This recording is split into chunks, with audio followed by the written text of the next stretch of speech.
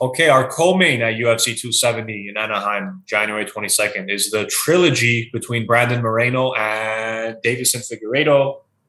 Frankly, a trilogy I don't know if either of us think was really warranted at this juncture, but we're getting it anyway. Regardless, it should be a great fight. Uh, my question here would be in we've been doing a lot of like in the event questions the last few videos, but I just end up kind of landing on these because there's a few fascinating situations. If Davison wins, what do you do? Are we gonna do we do a fourth? Maybe not immediately, but are we gonna do a fourth later? Because then we have a win, a draw, and a loss. No clear person went ahead. No one won 2-1, like in most trilogies you'll see. I don't know what happens there. And then if Moreno wins, is that the last time we see Davison at flyweight? Are we going to see him at bantam now? Because every time this guy's killing himself getting to 120. I don't know how the hell he gets to 125 because he's missed weight before also for a title fight. He missed weight against Joe Benavidez. He won the fight, but he didn't win the title because he missed weight, and then they had to reschedule it. So regardless, let's see. I mean, so if Figueiredo, I'll start with the last question. If Figueiredo loses, I don't think he stays at 125, nor do I think he should stay at 125, frankly. And if Moreno wins, if Figueiredo wins, I don't know. I don't know if I want to see a fourth one. I guess it depends how this third one goes. Because after that second one, I didn't really care to see a third one, to be honest. Um, I don't know. I don't know if we see a fourth one. I'm gonna say not immediately. Maybe we later, but not immediately. For me, I agree with you in terms of if Figueiredo loses, he needs to move up a weight class. Yeah, especially considering he's been having those. He needs to move up if that happens. Yeah. If he wins, I would say you do need to do a fourth one because that would be like patently unfair to Moreno, dude. That's a good point. That's a good point. Just completely unfair because the guy gets his championship, and it's neither of their fault that the first drawed out. We were all ecstatic for that. We thought it was awesome, and we thought that the second matchup between the two would have been the definitive matchup, and it should have been. That should have been the end of it. I agree.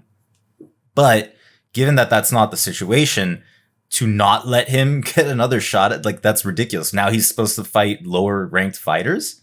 I guess that's a good point. You know, that's basically spitting on the guy. Come on, you'd have riots in Mexico. Put it to you that way. Again, I think for both of us, we agreed that this third one didn't really make sense, at least at this point. I'm not saying they should never have fought again. If Deiveson went out, beat one person or maybe beat two people, and Moreno was still at the champion. Yeah, for sure. But again, it was a very. Can we pull up either of their profiles real quick? I just want to see the timestamp on that second fight. It was a pretty relatively quick finish, right? It was the third round. And if we pull up the numbers, just the strikes and the thing. Man, what a great card this was, by the way. Yeah, it was. It was really fun with that. I mean, look at that. It was surprising. I remember watching that fight. At least when the fight ended, I think we were looking at each other like, what was Figueiredo doing? It was almost like he didn't want to be there. Or again, you kind of wonder, was it due to like another bad weight cut? Was he not physically well? It was just very passive. This guy's terrifying, dude. This guy's an absolute pit bull. And to see the showing that the second fight was, it was almost. I'm not saying it was rigged, but he was so bad that it looked like it was rigged. Does that make sense? It was very uncharacteristic of what we've seen, what he can do. This guy stalks his opponents. He just walks them down, hand is to his hip, and he just throws it and will kill someone. And then he came out just very limp. I don't know how to describe it. It was a very strange showing, but at the same time, credit to Moreno. It was a very clear finish, and I thought that gave us our answer. We had a draw the first time. We have a clear finish, an actual submission finish here in the third round. Let them fight later if Moreno's still champion, if Figueiredo builds himself up. But what's the justification on the rematch? Is it just the first two sold well and we want another one? If we're arguing based on merit, I don't understand the merit here. I mean, it could be that. It could also be, I just pulled up the rankings. It could also be that you can argue that none of these guys are really ready. I mean, Askarov, I think Askarov potentially, yeah. Yeah, for sure, potentially. Maybe Pantoja, but I don't know who else. I don't know if anybody else is necessarily ready to deserve the title shot, so to speak. Like, I know that sounds weird saying it that way. I understand what you're saying, and I would probably be more inclined to agree. So if we look at, for example, number 4 is Alex Perez. He just lost. He lost to Deiveson. I don't remember if that was his last fight, but he recently lost to Deiveson. Royval, we just saw fight. Well, Royval won by split decision. We need to point that out. He won by split decision, and it's kind of like, it wasn't even like a questionable one at that. Yeah, right? It was questionable. Yeah. So Askarov, though, if we pull him up to, I think let's see what we can get from a UFC side here. Yeah, if we go all the way to the bottom, it should have his last few. So Askarov, he's scheduled to fight Kai France. So he beats Benavidez handedly. He beats Pantoja already. And this is Tim Elliott that he beat. And is it before this one? I think he fought Moreno. Him and Moreno have fought once, okay, already, and it was a draw. If we scroll down a little bit, 2019, yeah, that fight was a draw. So there's a little bit of history there too, right? Who actually let's get a clear winner. But also, what I just showed, Askarov has beaten good opponents. Tim Elliott, Joe Benavidez, who's been a perennial contender, Pantoja, who's the guy right below him. And now I do think he kind of got screwed. The fact that he's fighting Kai France, I don't think makes sense. I thought after that second fight that he was going to be the guy that fights next. And I think he should have. So, and frankly, I think even if this third fight, regardless of outcome on his third fight, not regardless of outcome, if Brandon wins this third fight, I think it still should have been Askarov that's fighting next. But now we have Askarov fighting France, and in the event Askarov loses, that's not going to happen. But in the event Askarov wins, you would imagine he's fighting the winner. Unless there's a fourth that might have to happen, who knows? So I think there's a case to be made that Askarov is there, and you can maybe make not as strong of a case, but a case for Pantoja as well. So I think, but if those two guys weren't in the situation they were in, then I would agree with you. I'd be more inclined to agree that, well, who else do we have an idea is that's kind of worthy, if you want to say like that, to fight Moreno outside of Deiveson? Like, who's even going to hold a candle against Moreno? And then tack onto that what you said previously about the money being there, right? Because you're talking, right. It's not just, this is how I look at this fight. It's not just Moreno versus Figueiredo. It's literally the country of Mexico versus the country of Brazil, because the fans are going to come out, like their respective countries are going to come out to watch these guys. So that translates to pay-per-view. That translates to butts and seats at the actual arena. Like, it's, that matchup makes sense from a money perspective. But it doesn't, like, for us, for fight fans, it doesn't make sense from the perspective of, Askarov definitely was more deserving if you were going to have Moreno turn around and fight again for his title that quickly. Yeah. I honestly, it feels like, because that first fight was, probably arguably, almost not even arguable, the best fight in flyweight history. Freaking awesome, dude. Yeah. One of the best fights I can remember seeing, period. That was a phenomenal fight. And it feels like the aura of that is still kind of hovering between those two guys. So even though that second fight wasn't, regardless, if that second fight went 5 rounds, it would have been hard to compete with how that first fight was. But it seems like that aura of that first fight is still lingering over these two. Like, we're remembering how good that first fight was and omitting how one-sided that second fight was. And now we have this third fight. And it feels like we're piggybacking off the first fight versus addressing that second fight happened the way it happened. That's the way I read the whole fight, the reason that it's even around now. Am I upset that this fight's happening? No.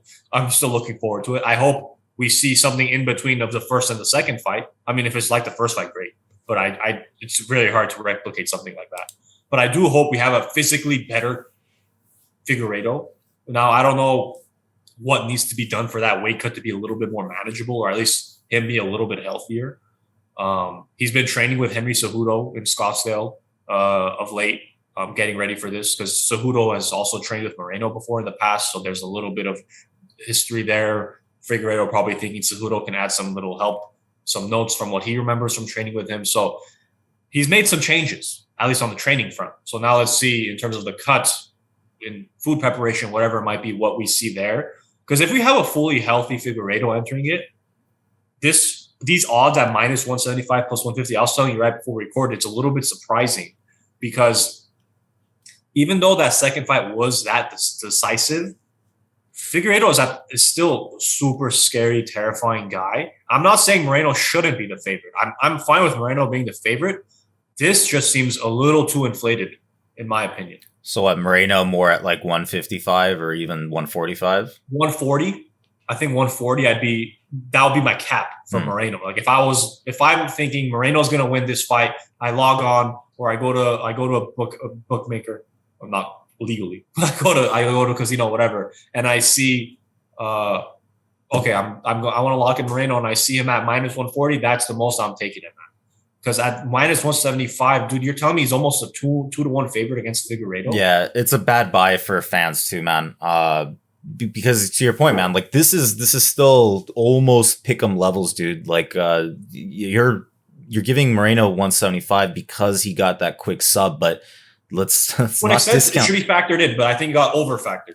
It got way over factored because let's not discount Figueiredo's sub like sub history. You know, it's actually impressive that Moreno was the one that subbed him out. Because look at this. That's fantastic, dude. You have an even number of KOs and subs. He's a threat. Both of them are a threat on either way. And and then look at this, man. Like I didn't realize this was the case, but prior to his draw against Moreno, both of his previous victories were by submission in the first freaking round. Dude, that Alex Perez fight, that's why that look at the turnaround time between Perez and Moreno, 3 weeks. Fastest turnaround time ever in UFC history for a title defense. And it's because of how quick that fight was. Dude, he didn't take anything. He took no damage, and he cranked that. It looked like he was going to pop Perez's head off of his body. So he definitely has it. But at the same time, that power that he possesses, that's why I wouldn't be that concerned about him fighting at 135 because of the power that he possesses, man. He like I said, he stalks his opponents down. He's a scary dude to see. For a man of his size to have the amount of power that he has, it's pretty scary. And not to discount Moreno's power, but he's got some serious stuff in there, man. See, this is very fascinating, though, because let's say he does go up, right? He would fight the winner of this, I'm assuming, because he's... Ooh. Figueiredo? Yeah. No, he's gonna have to fight other people. Why? He wouldn't get an immediate title fight. Are you saying if he wins the flyweight? What are you talking about, dude? Adesanya got an immediate title. Yeah, well, yeah, no. Even if he loses, you don't think so? That's Adesanya. It's not even the number one. That's Adesanya, so he gets kind of that little preferential treatment there. But also, if we're comparing light heavyweight to bantam, the bantam is so much more stacked holistically, but also at the top, that it's so condensed and stacked up there. Whereas I think there's more holes in the light heavyweight division, where I think you could have maybe justified him getting that fight more. And also to factor, Adesanya also is and was at that time the middleweight champion too. So he had that whole champion versus champion thing. If Figueiredo loses and he says, okay, I lost, now I'm going to 135, I don't see any grounds to say, all right, he lost at flyweight twice in a row for the title. Now he's going to move up to 135, and let's get him the winner of Sterling and Young. Makes zero sense to me, number one. Well, who else are you supposed to give him? Dillashaw? Aldo? Maybe Sandhagen? Are you saying who else is he going to fight? Yeah. Dillashaw doesn't have anyone. Sandhagen could be a possibility. Aldo, I think they're working on something for possibly with him and Dominic Cruz. Dude, any of these guys. Give him any of them. Maybe Marlon. Well, honestly, him against any of these guys would be fascinating. I'm kind of being more and more sold on him moving to 135, dude. I feel like for sure. He would probably fit better in this division anyways. I feel like a loss might almost be more beneficial for him than a win. Just because, again, you see him, you watch some of them embedded, dude, those cuts aren't good for him. He's not getting down there. And which is kind of interesting because he's not that big of a guy Like he's shredded though. His dude. muscles are popping out of his body. Like he's shredded. His abs are like right under his boobs. Like I've never seen abs up to that high, to that length before. But I'm saying in terms of frame, he's 2 inches shorter than Moreno. Like he would be a very small bantam in terms of height. But strength wise, I think he can hang. Isn't Piotr a little shorter too? I think he's listed at 5'7". Please, Piotr, don't kill me. I'm not talking smack. How do I? Come on, open. I don't think it's not letting me. Whatever. I think he's 5'7". Back to Figueiredo. Yeah, I think regardless, I don't know. If he wins, it's murky. But it's another tough one, right? This is another tough one, man. Another tough one. But I do think just in terms of long term, 135 seems to be a better fit for Figueiredo. I shouldn't say seems to be a better fit because I don't know how he's going to stack up against them. I would imagine he would stack up well, but I'm just saying in terms of actually making the weight, 135 seems like an absolute no-brainer. He's already hinted at it too. Now, I wouldn't surprise me if he wants to try and double contend in the event that he wins the flyweight title. That's when what you just suggested ends up being more applicable. Where if he beats Moreno and they don't do a fourth one right off the bat, maybe then you can have the discussion that he fights the winner of Aldo and Young at that point, maybe. Because sorry, I said Aldo, I meant Aljo. Because then imagine, I don't see Aljo winning. So imagine Jan versus Figueiredo. 2 absolute killers. It'd be a monster fight, dude. Yeah. Well, and so now that we're talking about this, Brazil lost its 2-title champ after Nunez lost. So you kind of build it as, let's try and get someone else step in and get it. Maybe. We'll have to see. Who's your pick though? Yeah, we danced around. So the rounds on this. So we have minus 175 Moreno, plus 150 Figueiredo, and the rounds are set at, out of a 5-rounder, we have it at 3.5. So the over 3.5 is minus 120, and the under 3.5 is even. I think this is a great line. Vegas picked a pretty nice spot because I have no idea. That's a pretty tricky one. The first fight obviously goes to decision. That second fight, I think barely made the cut. Either way, it barely went over or under 3.5. Actually, no, sorry. The third fight was under 3.5. So the first fight went under 3.5. The second fight, sorry, under 3.5. First fight over. Honestly, my answer on the over-under is going to be how good of a weight cut Figueiredo has. If he has a good weight cut, I think it goes over. If he has a bad weight cut, I think Moreno can finish it quicker. Not that Figueiredo can finish it quicker, but I'm going to say... I'm going to say Figueiredo wins, and I think it goes over. Wow, really? Yeah. I'm going to say Moreno wins, and it goes over. Yeah. I think either way, because I do think really the biggest X factor for me is if Figueiredo's, it's the weight cut. The only thing I can think of in that second fight was a bad weight cut or something.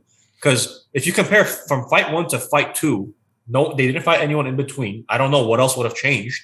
How the hell do we see such a drastic decline in performance? Well, I mean, come on, man. We talked about this in our live stream where the psychological can come into play, right? Like if you're used to just beating guys, beating them, and then this dude from Tijuana shows up and he's like, you know what, man? No, and you go 5 rounds with him and you draw out. It's not even like you don't even know what happened there. It draws out. Like I can see that playing some kind of like havoc in your mind. Yeah, actually, I'm glad you brought that up. Just a quick note for me to add. That second fight, I don't know if you remember, but Figueiredo was like unnecessarily trying to like fan flame on that fight. Like Moreno wasn't really even engaging, but Figueiredo was like, this guy's, I don't like this guy. He's hyping himself up. Yeah. Yeah. So now that I'm remembering that, and he's kind of doing the same thing again in this third one. He was saying like, I hate him. Like I was watching whatever. He's such a nice guy, man. What's the issue? He was saying I hate him because like Moreno trained with Cejudo, and then after training with Cejudo, he went and he trained with Demetrius Johnson. He trained with someone else that Cejudo was fighting. I don't remember what. So like on that regards, like if he's unnecessarily hyping himself up to try and get there, maybe I change my answer to Moreno, but I'll stick with Figueiredo anyway. But Moreno winning wouldn't be a surprise to me. But I think the over I'm a little more confident on than picking a winner. So I think that would be my play more so than a money line pick. And especially if you're picking Moreno, I don't think it's a good value at minus 175. It's just a little too bloated for my liking. Yeah, I agree. So that's our co-main. You have any last tidbits on this one? I do have one thing. This came up again, but it's weird to me that this wasn't the main for the 22nd. And I'm just curious why. Like, because in my brain, if I were the one who was making that card, I would have set this as the main fight because of what I said earlier, where I don't think this is I think this is a situation where you're going to have literally the countries of these guys showing up to watch them fight. Whereas with Gon and with Francis, it's not, you can't compare that. Like, France is not going to show up to watch Gon fight. Brazil is going to show up to watch Figueiredo. Mexico, they don't have the same. It's not the same. It's like saying passion level wise, yeah. Like but it's just not France the same has thing. No one else. France has him and Imavov. Yeah, but is MMA even a thing out there? Like, we have I think it's couple fighters became legalized. Okay, but like it's not the same as like Brazil. We know MMA is their bread and butter. That they live off that, and then Mexico, any Mexican person will tell you that they'll show up for whether it's a flute player, a musician, it doesn't matter, dude. Like, they'll show up for their people, man. Like, Mexican fans are diehard, dude. I'm thinking of the last few events that have had multiple title fights on there, and the only thing I can think of is they put multiple title fights on one card if they feel that co-main can't stand on its own. That is so. If we look bizarre. At the last time these two fought, they were also co-main. It was on the Adesanya and Vettori card. And then if you look at March of last year, we had 3 title fights, right? Do we have 2 or 3? We had 3. We had headlined by Jan and not Piotr. Jan Blachowicz against Teixeira. No, that was more recent. Jan against Adesanya. That was a fight, yeah. We had that, and then we had co-main was Jan and Sterling, and then we had co-main Nunes and Anderson. Nunes-Anderson can't stand on its own. Jan Sterling, you would imagine could, but I think we're answering from our answer to that is from like an actual fight fan versus a business side of actually selling it. So I guess I do understand what you're saying in terms of Mexican fans showing out, Brazilian fans showing out. That makes sense to me. So it is a little bit surprising that it seems like they don't think this can stand on its own as a pay-per-view. It's bizarre because that's the only thing, right? Otherwise, I think they're wrong. Why else do you do more than one title fight? The card is either weak or you don't think it can stand. And I think in this situation, it might be a little bit of both. This isn't a great card overall.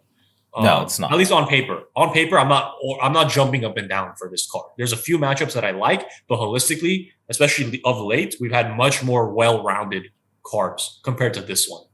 So I think it might be a combination of those two to answer your question. Whether it's the right answer or not, I don't know. But I can't think of any other reason you usually will have more than one title fight on the card.